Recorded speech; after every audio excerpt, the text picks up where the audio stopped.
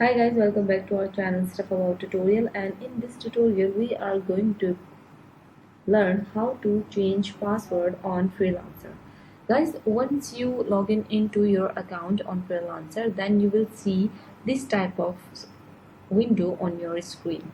So guys, here at the right top corner on the screen you will see your account icon. Then you have to go with settings, click on settings. Okay, now once you click on settings, then you will see this type of window and you have to go with this bar. And here in this bar you have to go with password. Just simply click on password.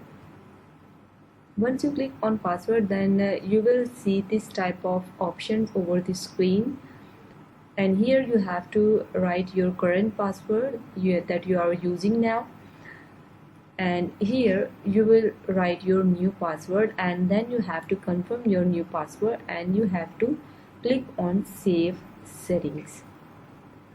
Let's try to change our new password, and here I will write my new password. I am going to confirm my new password. Okay, now I have confirmed my password. Then I'm going to click on save settings. Guys, I've updated my password, and as you can see guys, my password has been successfully changed. So same as you also can change your password on Freelancer by using these simple steps. Hope you like this video. Thank you so much. Good luck.